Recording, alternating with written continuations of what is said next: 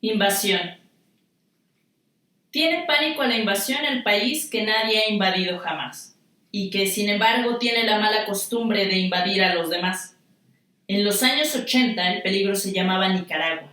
El presidente Ronald Reagan asustaba a la población y denunciaba el inminente peligro, la amenaza de la invasión que iba corriéndose desde América Central, México, vía Texas, entrando en los Estados Unidos y apoderándose del país.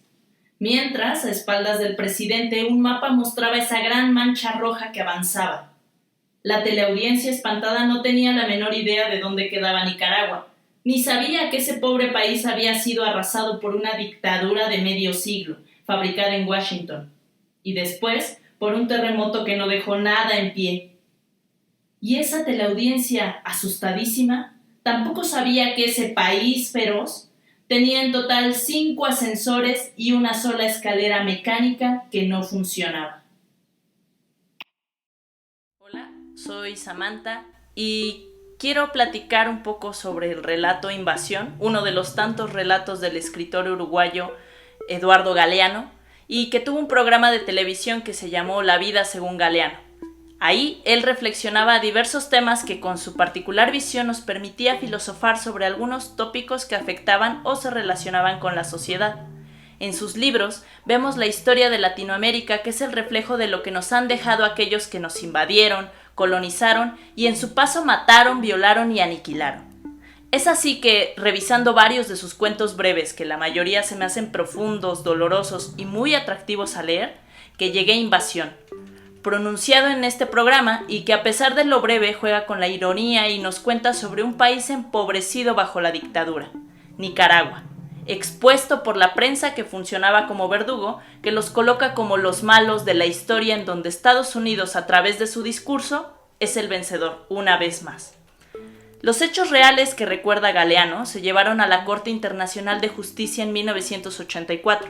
Las demandas eran sobre que Estados Unidos hacía actividades encubiertas para contribuir al derrocamiento del gobierno de Nicaragua. Reagan quería obtener $21 millones por apoyar a los Contras. Los Contras son grupos encubiertos que financia el gobierno de Estados Unidos para que se introduzcan en el sistema. Todo esto concluyó aparentemente en una resolución aprobada por la Asamblea General de las Naciones Unidas que pidieron a Estados Unidos que pagara una multa que hasta la fecha no ha sido pagada. Dejaré a un lado el suceso histórico y profundizaré en el relato de Galeano, pero es de notar que la historia de Estados Unidos se apoya de un discurso que evidencia al contrario como un enemigo, como un alguien malvado a quien hay que atacar y que justifica la guerra o las guerrillas frente a la población que las financia. Judith Butler, en su libro Vida Precaria, nos recuerda los sucesos del 11 de septiembre, cómo los medios funcionaban en la sociedad como una voz pública, ya que ahí podemos ver la aceptación de una censura creciente y un antiintelectualismo que está determinado por su relación con el gobierno. El presidente Ronald Reagan asustaba a la población y denunciaba el inminente peligro, la amenaza. En esta frase de Galeano leemos que el presidente, quien se dirige a los ciudadanos, utiliza el discurso de la guerra que va poniendo en este caso a los nicaragüenses como los malos. Butler nos dice que el mensaje de la guerra tiene binarismos implícitos. En su análisis sobre los discursos de George Bush, destaca los siguientes: o se está con nosotros o se está con los terroristas.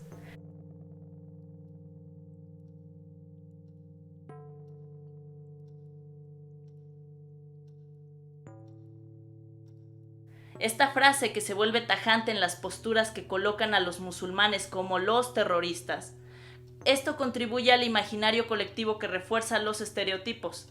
Asimismo, al hablar de occidentales y orientales, musulmanes y estadounidenses, pone en la mesa los conceptos de civilización y barbarie, que funciona como una distinción que permite polarizar la opinión.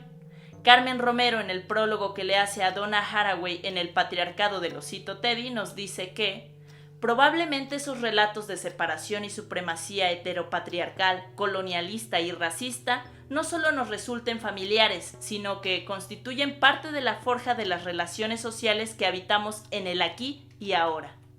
Se podría decir del quiebre fundacional por el cual nos pensamos como humanos separados y distintos de otros animales incluidos, nuestros parientes, los simios más cercanos. Los humanos entonces no actuarían en contra de otros humanos. Sin embargo, hay situaciones que lo ameritan si se anuncia que es por el bien de todos. Entendemos que la guerra es necesaria porque nos ha dado historia. Es la historia que conocemos en donde existen buenos y malos, protagonizados por los que se preocupan por el país o por los que quieren atentar contra la nación. ¿En dónde entran entonces los países latinoamericanos si no se les han permitido tener una historia? Con Galeano quizá no se habla de Oriente Medio, pero sí de un territorio latinoamericano que ha estado sometido por una dictadura de medio siglo fabricada en Washington, y que en su historia de colonización se ha empobrecido. Los Estados Unidos contribuyen a la creación de un mundo donde tales actos terroristas son posibles, dice Butler. Esto enmarcado en la violencia que produce una justificación moral de la venganza. Si ellos son los malos, pues está bien que se les castigue, aunque se ignoren muchas de las situaciones que llevaron a este conflicto político. Se autoriza la agresión a partir del discurso. Y denunciaba el inminente peligro, la amenaza de la invasión que iba corriéndose desde América Central, México, vía Texas, entrando en los Estados Unidos y apoderándose del país. Mientras a espaldas del presidente, un mapa mostraba esa gran mancha roja que avanzaba. Parte del relato de Galeano. A esto, Butler nos indica la forma de narración que coloca al sujeto. Este puede ser individual, por ejemplo, Bin Laden, o colectivo, Al Qaeda, que se enmarca en la experiencia de la violencia y que el sujeto es responsable por lo que hace u otros hacen.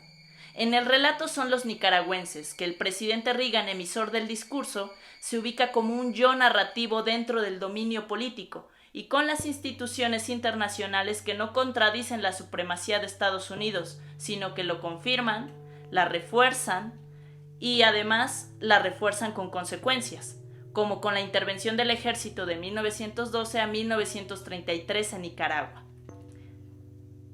Y tomo esta cita de Butler. Ya es tiempo de dejar que se reconstituya un campo intelectual donde puedan escucharse distinciones más responsables, donde la historia pueda volverse a contar en su complejidad y donde además de pedir venganza sea posible pensar en términos de responsabilidad.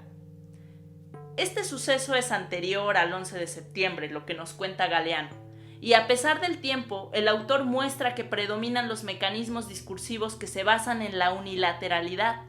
Galeano busca a partir de la palabra y el uso de la ironía enfrentar la historia que se articula desde la hegemonía, que determina cuándo ciertos sujetos ilegales, inmigrantes, nicaragüenses son sospechosos de terrorismo. Butler propone narrarnos en distintas formas, evitar el descentramiento del yo para rectificar por medio del recentramiento yo, un refuerzo en la perspectiva de la primera persona, contar las otras versiones, las otras cosas que se resisten a olvidar.